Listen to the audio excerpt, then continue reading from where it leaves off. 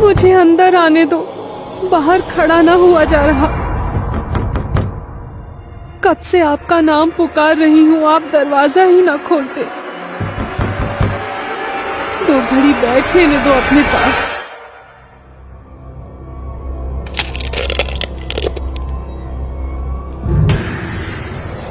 इस कहानी की लेखिका है सोनिया सैनी। 70 के दशक की बात है। उस दशक में गर्मी के मौसम में अक्सर ही घर के मर्द आंगन में बिस्तर लगाया करते थे, लेकिन जैसे ही मौसम करवट लेता, आंगन और छत दिन ढलते ही सुन पड़ जाते। नवंबर का पहला सप्ताह था। हल्की गुलाबी ठंड ने दस्तक दे दी थी। मोहन जिद पर अड़ा था कि वो अभी भी अपना बिस्तर बाहर आंगन में ही लगाएगा। बेटे के दिल की बात वसुंधरा खूब समझती थी। जानती थी रातों को मोहन आज भी पत्नी की याद में आंसू बहाता है। रुक्मणी की याद उसके दिल पर ऐसे बादल बनकर छाई थी कि उसकी मौत के बाद मोहन ने एक बार भी उसके कमरे में पांव नहीं रखा था। कमरे में पत्नी की याद उसे बेचैन ना करे, इसीलिए वो हर रोज आंगन में ही बिस्तर लगाता था। रात्रि का तीसरा पहर रहा होगा। कुंडापुर गांव में अपने दालान में चारपाई बिछाए मोहन गहरी नींद के आगोश में समाया हुआ था। मोहन इतनी गहरी नींद में था कि उसे आसपास होने वाली कोई भी हलचल सुनाई नहीं दे रही थी। नींद में उसे अचानक एहसास हुआ कि जैसे किसी ने उसका नाम लेकर उसे पुकारा है।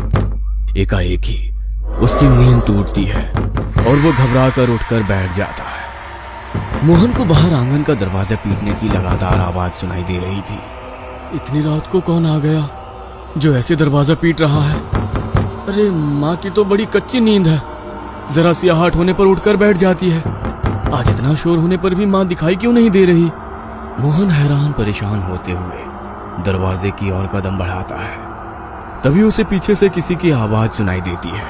कहाँ जा रहा है इतनी रात को? मोहन ने पीछे मुड़ के देखा तो पाया उसकी माँ वसुंधरा ठीक उसके पीछे खड़ी हुई थी।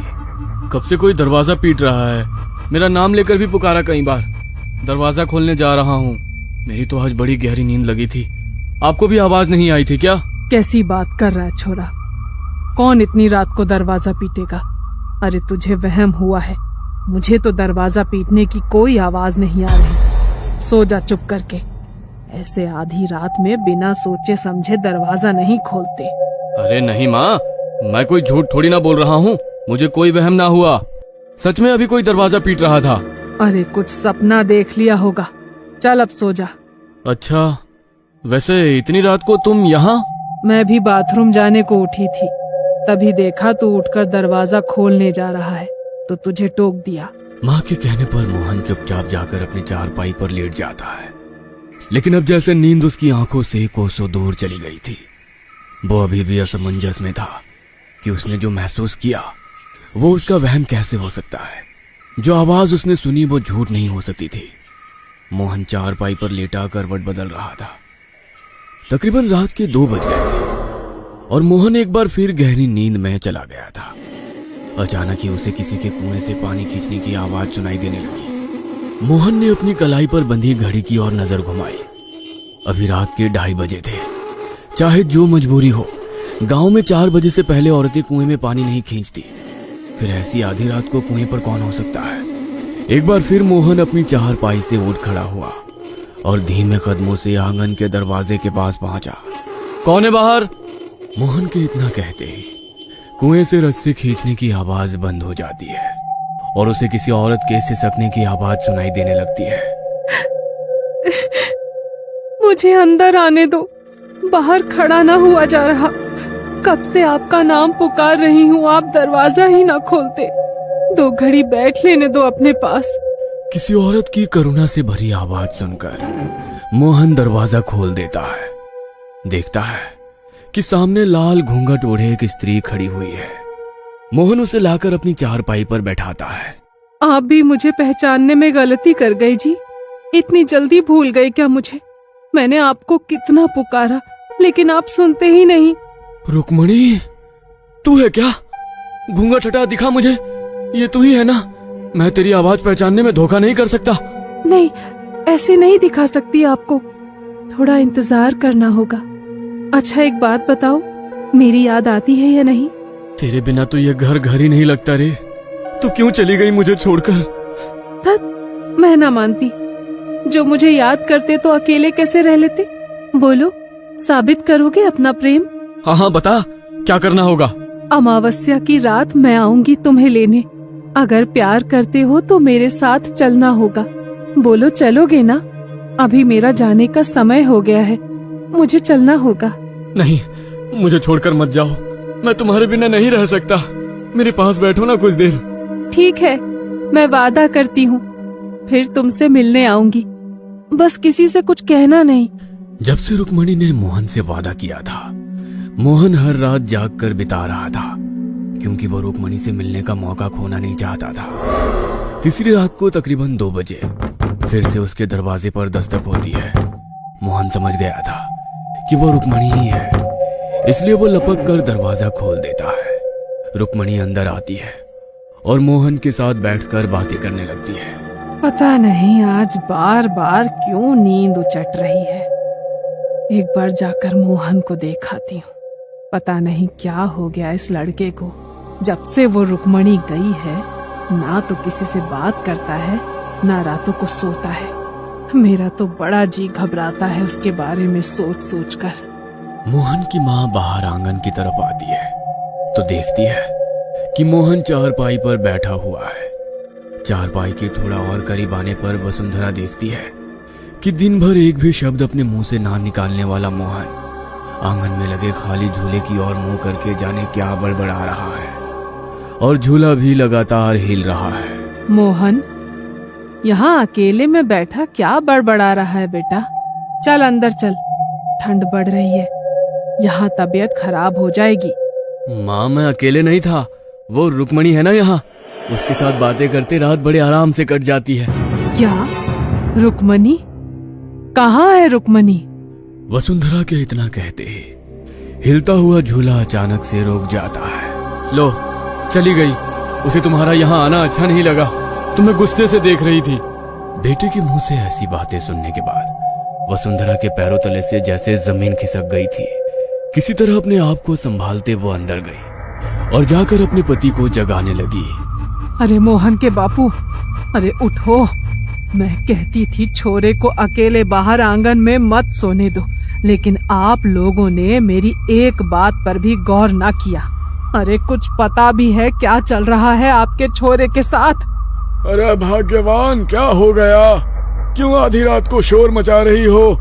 वसुंधरा कुछ भी कह पाती, इससे पहले ही उसे चक्कर आ जाते हैं और वो बेहोश होकर जमीन पर गिर पड़ती है। अगले दिन सुबह वसुंधरा को तेज बुखार ने जकड़ लिया था। उसकी हालत इतनी खराब थी कि मुंह से शब्द भी नहीं फूट रहे थे। किसी तरह शाम होते होते बुखार कम हुआ तो उसने मोहन को अपने पास बुलवाया। मोहन, आज के बाद तो बाहर आंगन में नहीं सोएगा, और मैंने पहले भी कहा है, तू हनुमान चालीसा का पाठ किया कर बेटा। तू सच सच बता छोरा, क्या सच में तुझे वो रुक्मणी दिखाई देती है? माँ, जीते जी तूने उसे चैन से रहने ना दिया, अब मरने के बाद तो उसे चैन लेने दे। और मैं बता रहा हूँ, अगर मेरे और रुक्मणी के बीच में आप लोग आए ना तो अच्छा ना होगा। वैसे भी बस 1 हफ्ते की बात है, उसके बाद मैं यहाँ नहीं रहने वाला। क्यों? कहाँ जा रहा है? तू बावला तो नहीं हो गया है? जा रहा हूँ अपनी रुक्मणी के साथ। वैसे भी मेरा मन नहीं लगता अब इस घर में, जहाँ वो रहेगी मैं भी वहीं रहूंगा। होश में आ छोरा, लुगाई के गम में बावला हो गया है क्या? कुछ होश है तुझे? क्या कह रहा है? अरे मर चुकी है रुक्मणी, और मरे हुए के साथ मरा नहीं जाता। अब वो तेरी लुगाई नहीं, एक प्रेत है। खबरदार, जो मेरी रुक्मणी के लिए कुछ कहा तो। अचानक ही मोहन की आंखें सफेद हुई और उसका चेहरा बदला बदला सा लगने लगा। दोहरी सी आवाज में उसने कहा, जब ये मेरे साथ जाना चाहता है तो तू बीच में क्यों आ रहा है? दूर रह वरना पछताएगा। मोहन का ये रूप देखकर घर में सभी सदमे में आ गए थे। उसके बाद किसी की भी मोहन से एक भी शब्द कहने की हिम्मत ना हुई। कुछ देर बाद मोहन थोड़ा सामान्य हो गया था, लेकिन उसके चेहरे पर एक अजीब सी बेचैनी दिखाई पड़ रही थी। अगले 2 दिनों तक मोहन ने ना किसी से बात की, ना ही कुछ खाया पिया। बस बेचैनी में वो हर समय अपनी उंगलियां आपस में रगड़कर अपने कमरे में चहलकदमी करता रहता। और रात में सबके सोने के बाद आंगन में अपनी चारपाई लगा लेता।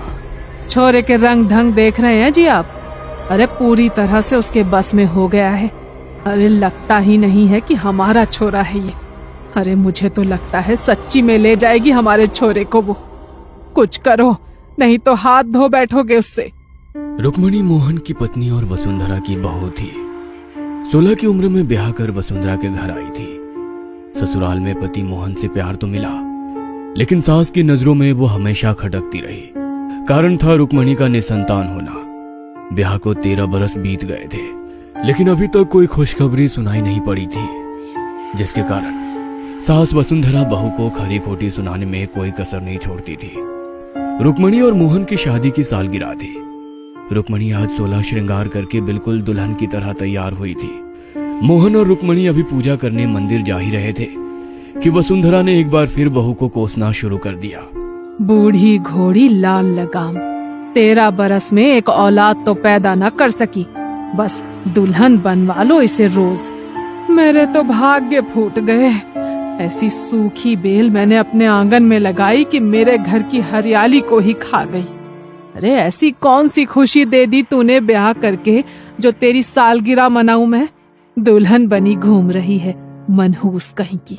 अरे मैं तो कब से कह रही हूँ दूसरी शादी करके अपनी वंश बेला आगे बढ़ा ले, लेकिन ये छोरा तो जैसे लुगाई के बस में हो गया हो पूरा।